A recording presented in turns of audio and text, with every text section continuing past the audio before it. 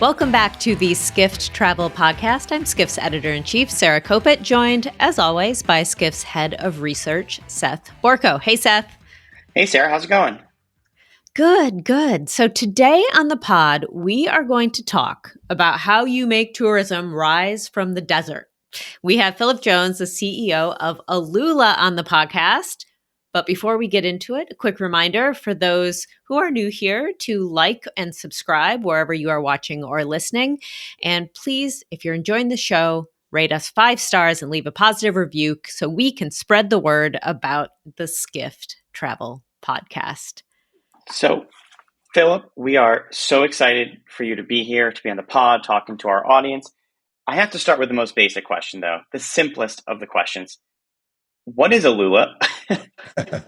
Yeah, that's an excellent question. I'll tell you a funny story. When I was first approached about the job in AlUla, I thought it was in Hawaii, and I asked which island it was in, and they said, no, it's in Saudi Arabia. And I'm like, gosh, I've never heard of it, and I'm not really interested. And they said, no, you have to come see this place. And they flew me over, and it's just this stunning destination that's got 7,000 years of continuous history and civilizations, all of whom left their marks, surrounded by, sandstone mountains and oasis and desert. And it's just it's a really special place. There's really nothing else like it in the world. And we're spending roughly over a 10-year period, $50 billion to create a tourism ecosystem to help generate a tourism industry in the Kingdom of Saudi Arabia. We're one of the 4 giga projects, they call it.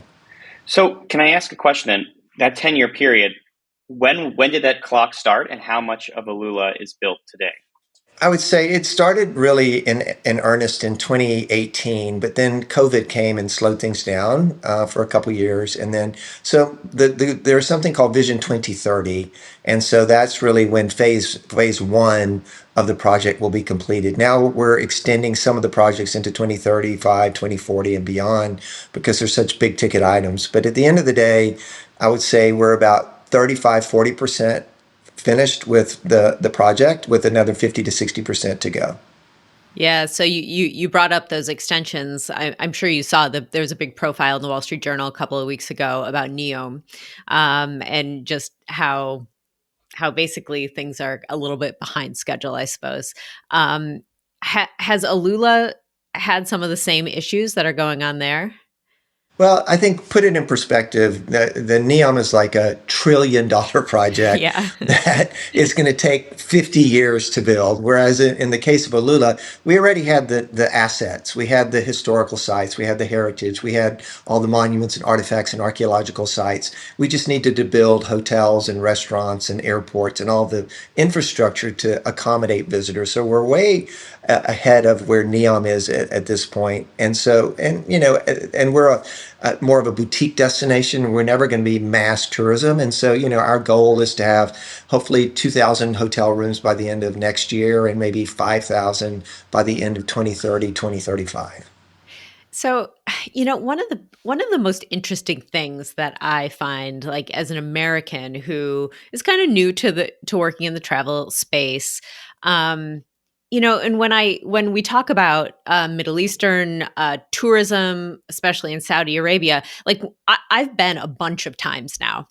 And, when I'm from Michigan. And so whenever I go back to the Midwest and I tell people like, oh, I'm going to be in Dubai, I'm going to be in Saudi, I'm going to be in Ras Al Khaimah, wherever, they're like, oh, like, are you going to be safe? Which is laughable, right? Like after you've been there, like it's a laughable thing, but that's legitimately where their mind goes at this point in 2025. So I guess the question is for you, I mean, I guess you're probably really interested in changing their minds. Like, so that is not the first thing that they think about when they hear, oh, I'm going to Saudi on vacation.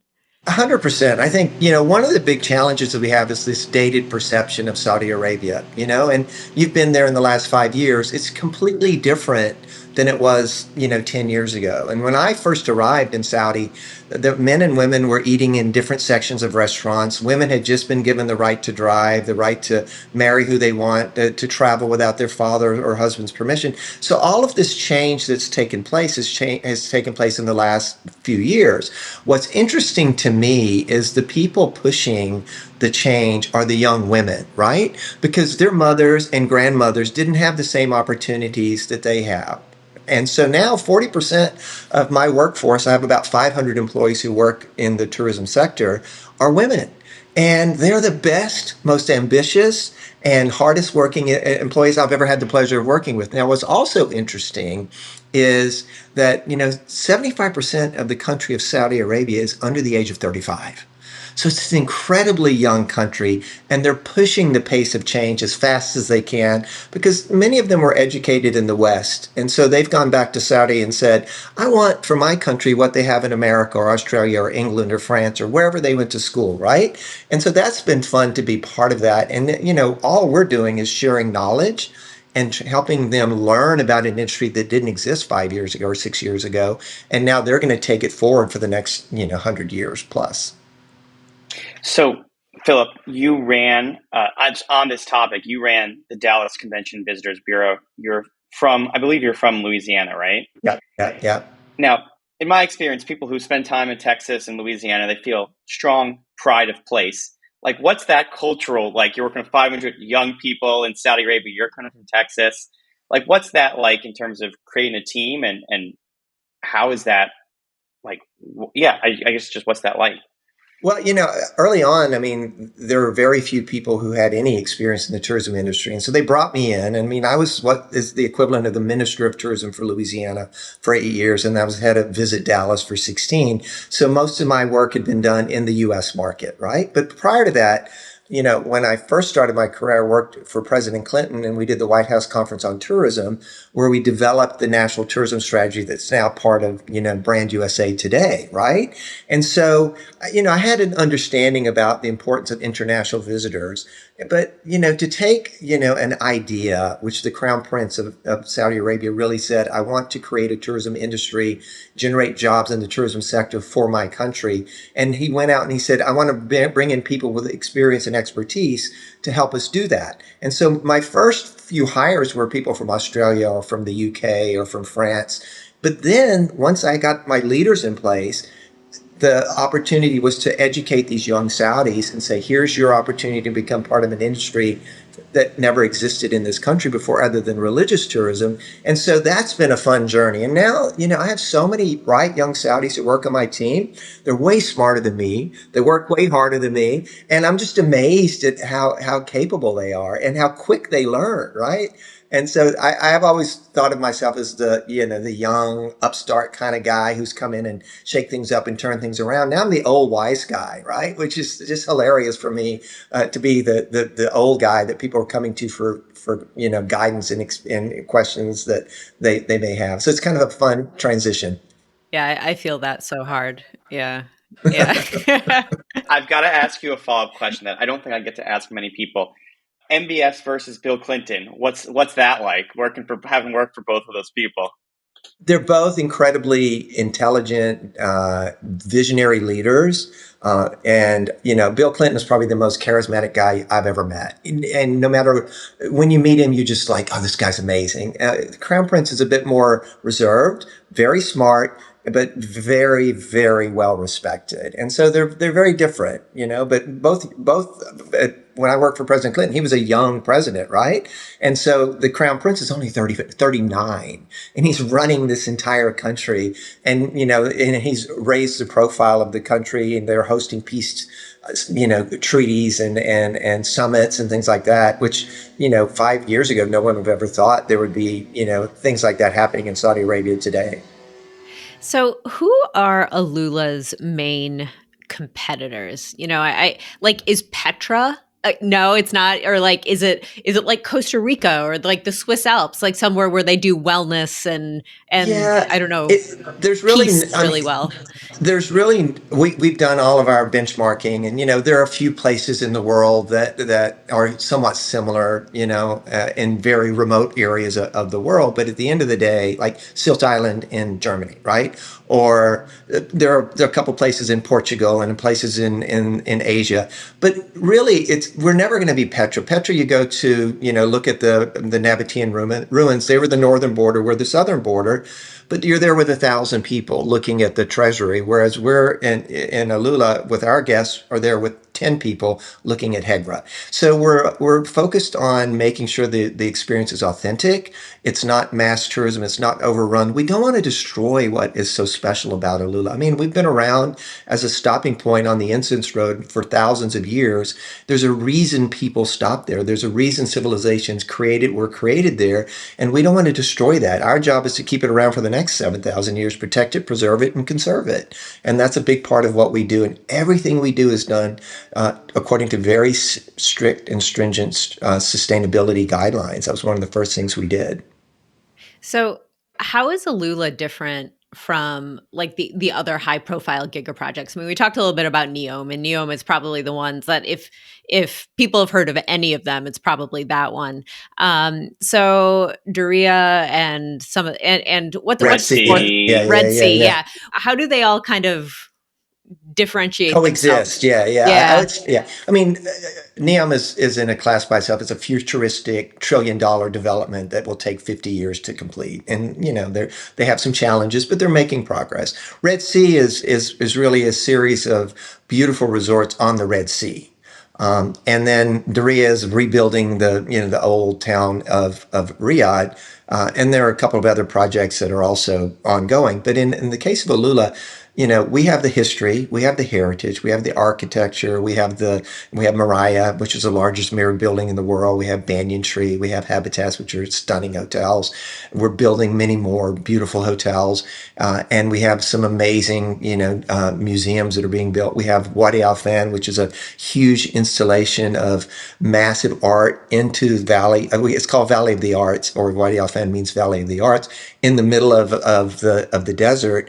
And, Agnes Dennis and James Turrell and Michael Heiser are American artists that we're working with for these massive installations. So we're finding different niches, right? Arts and culture, heritage, archaeology, all the different drivers to get visitors here, which we have. We don't have to create it like the other destinations do. It's already there, and it's been there for thousands of years. So, like, put on your marketing hat. Like, who is the customer that you're going after? So we have a very well documented segmentation profile of our visitors. So think about this. So let's look at the numbers. About 37% of the visitors coming in are international, which is surprising. I thought it'd take us longer to get there. And they're coming from obviously the surrounding GCC countries, Dubai, Qatar, Oman, places like that. The bulk of our visitors are from within Saudi. Many Saudis had never been to AlUla before because it was closed for the last 100 years. And then they're coming from places like the United States, from the UK, from Germany, from Italy, from France. Those are our big markets. China and India are emerging markets and coming on strong. And so that's where our visitors come from. But who are they? They're what we call intrepid, explorers, people who want to be the first to discover an unknown destination. They're luck seekers, people who want to go and stay at the best hotels in a new destination that their friends have never stayed at, right? And those are folks that we target. And then there are the folks who are the wanderlust nomads who just like to go around the world on their private jets and just, check out cool, new, sexy places. And so, again, we're high end by design. The Crown Prince said he wants AlUla to be the luxury premium gateway to the kingdom, which is different than Diriyah, which is different than Red Sea Global, which is different than Neom. I'm sure they all have high end product, but we are sort of the high end sort of benchmark for the Kingdom of Saudi Arabia. So we're focusing on that. Now, with that being said, we recognize you need some 4-star properties as well. So we're building our first Hyatt Place that opens at the end of the year this year. And then we have another hotel, a couple of new hotels, the Autograph Collection that's also being built in AlUla to give us some 4-star options, because not everyone wants to stay in a villa with a private pool and a butler. I was just watching White Lotus. I mean, I think White Lotus could potentially be shot in AlUla as season 4, but that was gonna be one of my questions. So you guys talking to the White Lotus people, Well, see what we we were can do. trending. We were trending. AlUla was trending because a lot of the celebrities, think Ronaldo and Georgina and all these, Kate Moss and all these models and superstars come to AlUla because it's peaceful, it's serene, they don't feel like they have the paparazzi to worry about. And so as a result, you're seeing a lot of high profile, wealthy and celebrities who are coming to AlUla and chilling. And so that's again part of the charm of AlUla is you can come and relax, unwind, and not worry about, all the other drama that you have in some of the other destinations. Well, as White Lotus teaches us, you bring your trauma. Whatever, different conversation.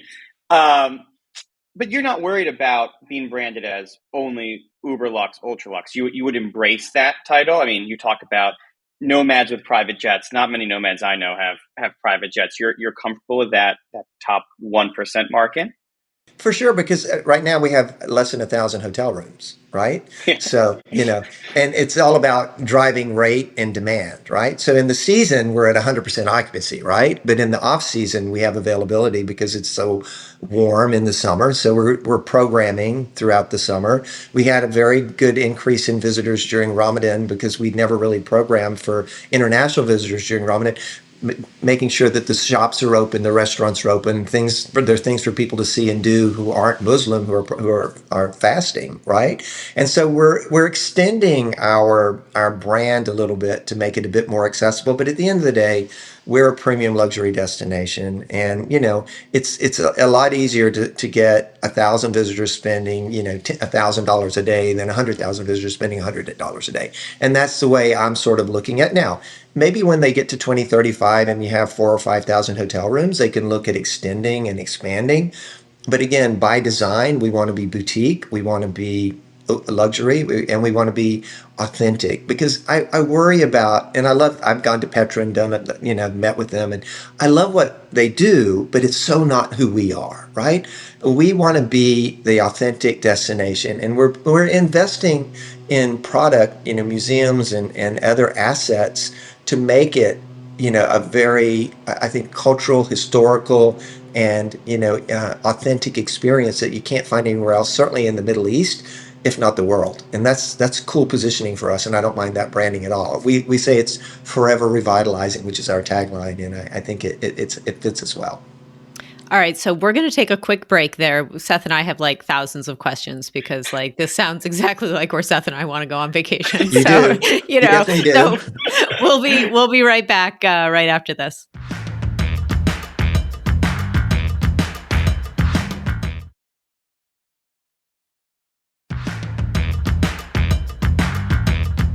Welcome back.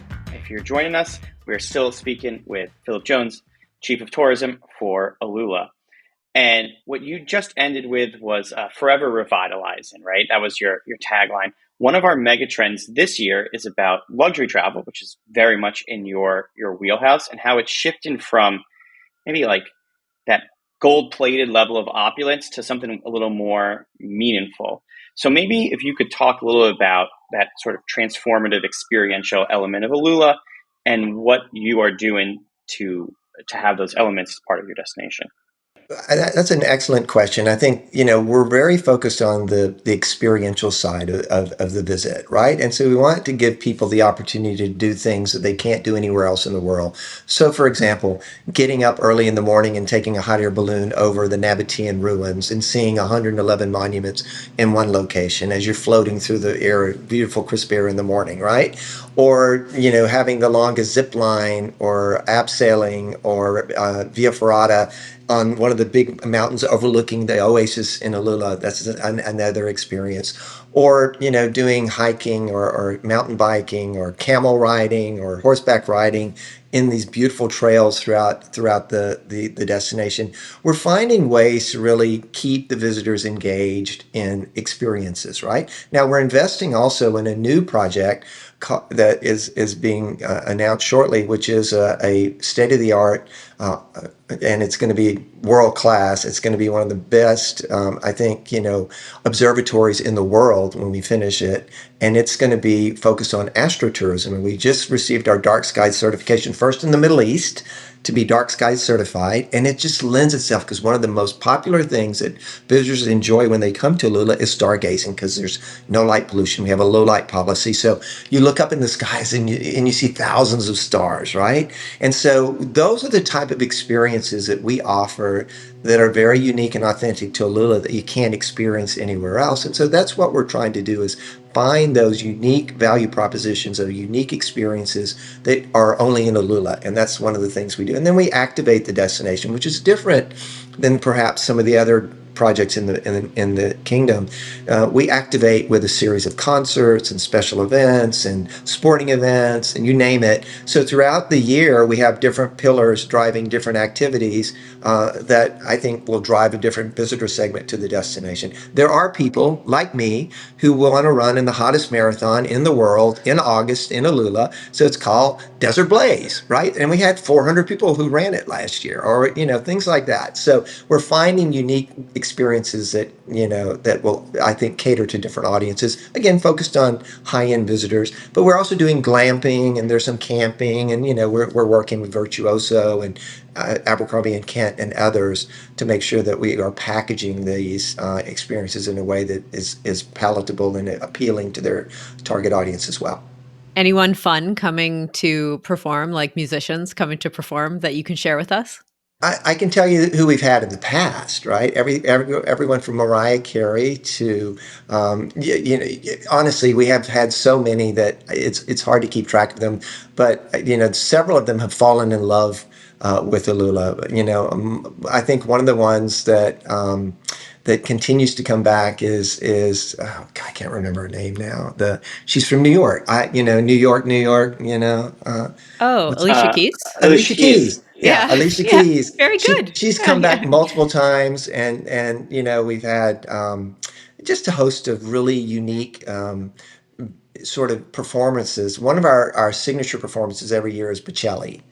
He comes and does he's done indoor and outdoor performances, and it lends itself to such a setting where you open the stage in Mariah and you have the mountains lit in the backdrop. And we've even done some outdoor concerts in Hegra, candlelight concerts as well. And then we have a big, what I call an EDM music festival to kick off the season in September. And who would have thought that there's an EDM festival with Peggy Gou performing in AlUla in 5 years ago. No one would have ever expected that. So. And Bocelli, just to be clear, is the Italian singer, not an EDM musician that I'm not. I don't know about, correct, yeah. And his son performed this year, Matteo, who's following in his father's footsteps. And but I think Bocelli's been there every year, I think, for 5 years. Alicia Keys been there 3 or 4 years. Mariah Carey came for the opening of the Bayou Tree Hotel. And then, we had Usher, and you name it. Everyone who's come to perform, and they've fallen in love with the place. And, sometimes in some cases we couldn't get a couple of them to leave. We're like, okay, you're supposed to be here for a week. Yeah. Not a month. We only have 1,000 hotel rooms. Yeah. We need kind of go. Yeah. But anyway. The dark sky tourism is fascinating to me. It's something that I never really thought about until the eclipse, like just astrotourism in general. And now it just seems to be everywhere. It's crazy. We had a photography contest, in AlUla, and we had 800 photographers who came and participated in the contest. And we have some amazing images.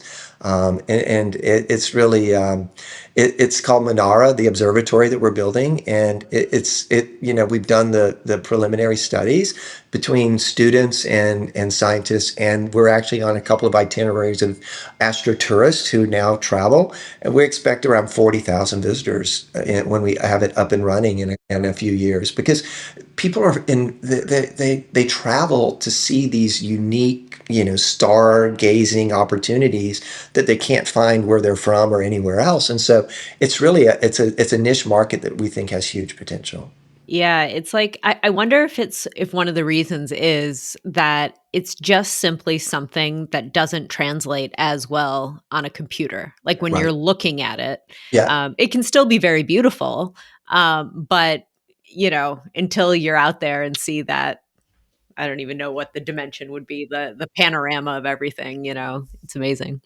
It's something similar with Northern Lights tourism. It feels like Northern Yeah. Lights tourism has gone mainstream, and now dark skies is the even more elite evolution of that, maybe.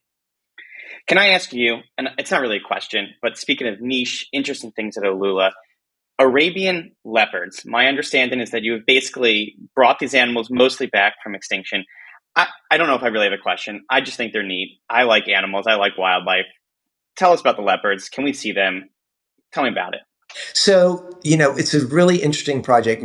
80% or 70 to 80% of AlUla will be a national park, right?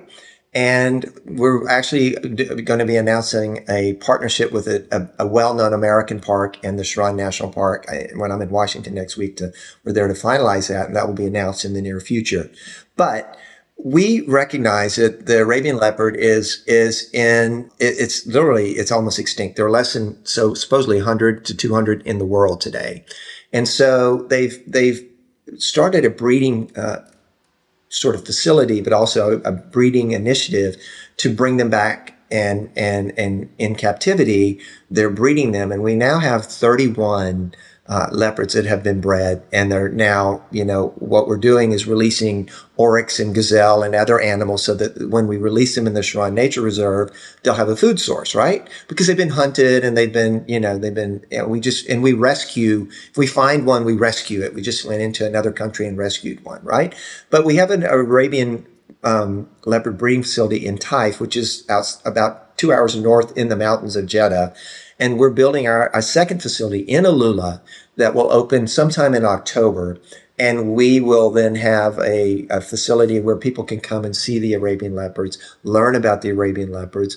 We have Arabian Leopard Day that was adopted by the United Nations. And we're doing a big, big project around this, raising awareness. Now, one of the things that we're doing is recognizing that, gosh, if something were to happen to all of the Arabian leopards in AlUla, that we would wipe it out, right? Let's say it's something like bird flu or something, right? So we're starting the process of loaning some of the leopards to other zoos. So we just signed an agreement with the London Zoo, and we're about to sign an agreement with the Washington Zoo, the National Zoo in Washington with Smithsonian. So we'll actually have, we'll call it our version of Panda soft diplomacy, where we'll have Arabian leopards on loan in Washington, Arabian leopards on loan in London, and perhaps one other location, as a way to really protect and preserve, but also make people aware of it. They're small. They're the smallest leopards, right?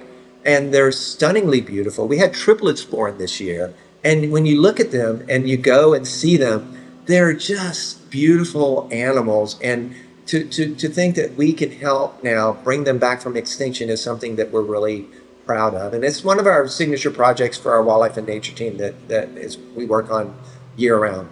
And this is just a random aside. I'm sorry, Sarah. I'm going in a rabbit hole. I volunteer on the side with the Bronx Zoo. So if you need a contact at the Wildlife Conservation Society Very in New York good. City, let me know. I'd love to negotiate a leopard with you if that's something we can do after this podcast. That sounds good. I would love to talk to you about that. It reminds me of the wolf reintroduction to Yellowstone. We just did a piece on Skift about how wolf tourism is driving visitors to Yellowstone, and that was a whole. Sorry, I'll move on. The people keep asking, because we went to Kenya to look at how they're doing their conservation, and we're modeling after some of the other projects. There's an initiative that we're part of called Panthera, and they help manage the Arabian leopard breeding facility for us. And so we're using world-class best practices to make sure that we do it right. and to make sure that we're treating these leopards and, preserving and protecting them for future generations. And we even started a program with all the fourth graders in AlUla have a coloring book, and they're learning about the leopards because a lot of them were hunted and they were poisoned because they were killing the animals and the livestock. And so it's just an education process. And we're even in discussions with Sesame Street about having an Arabian leopard puppet as one of the new puppets that we haven't closed that deal yet, but we're in discussions with them about it. Let's hope Sesame Street lives to see another day. Let's hope so. Yeah. Let's hope so. What's the biggest challenge at AlUla right now? Perception.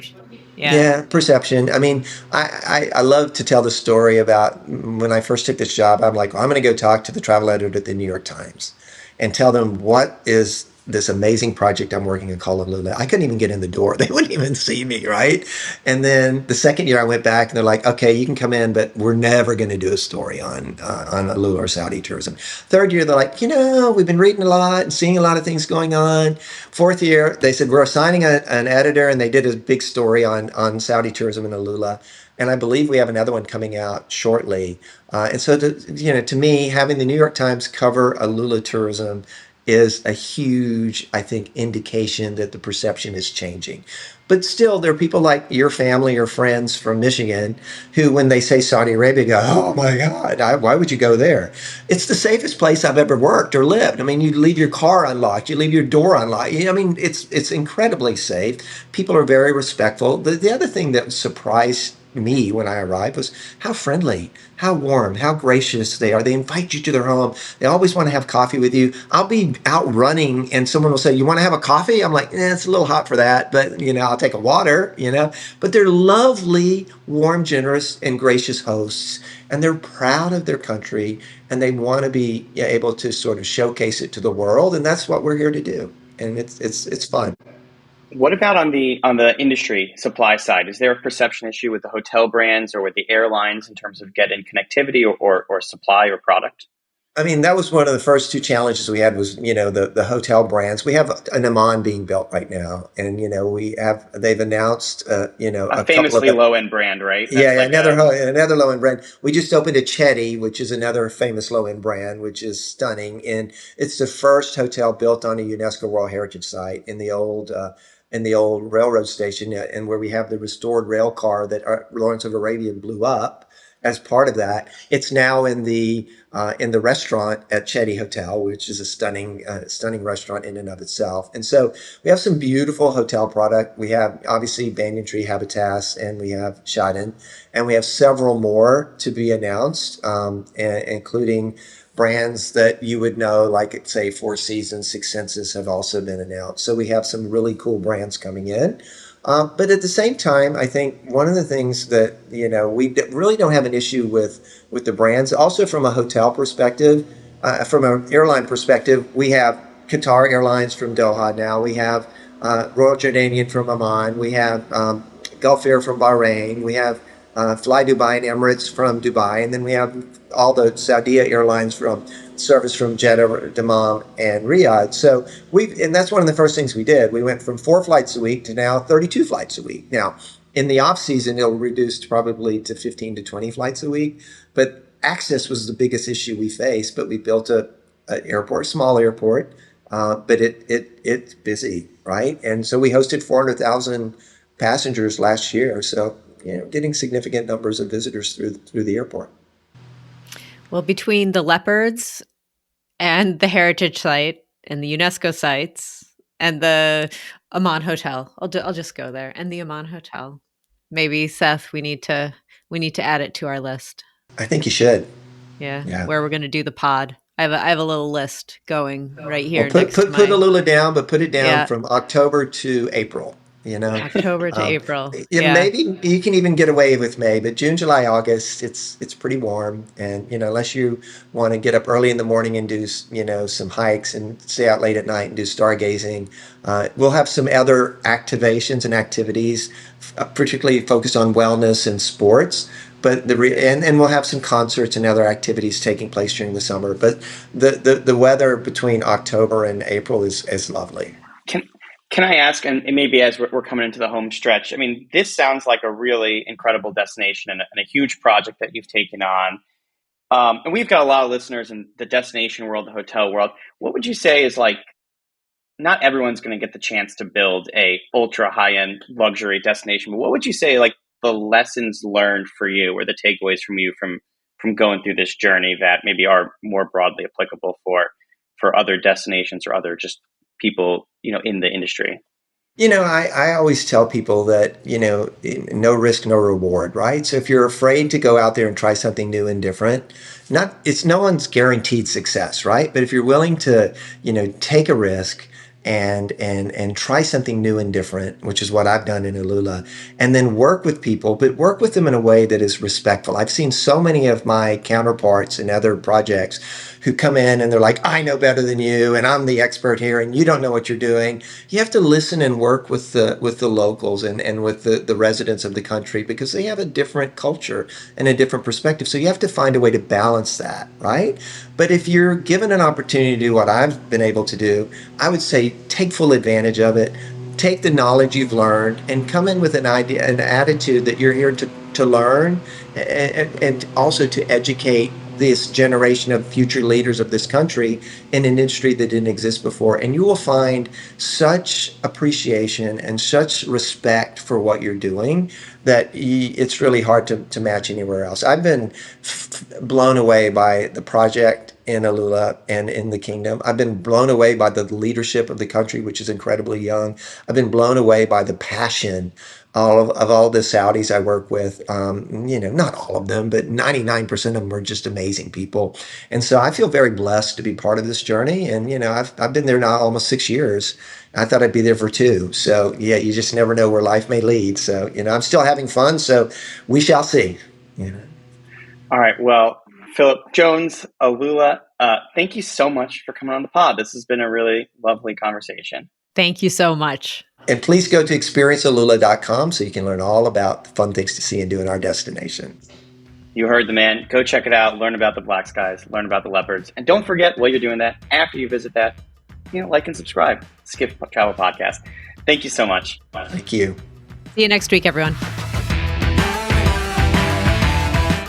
Thank you for listening to the Skift Travel Podcast. Wherever you're listening, please make sure to subscribe. If you like what you're hearing, rate us 5 stars or leave us a positive review. It really helps get the word out about us, our podcast, and make sure that we can still continue to bring it to you free of charge every week. If you're watching on YouTube, be sure to like and subscribe. And don't forget to hit that notification bell as well. That way you'll know every time we have a new episode.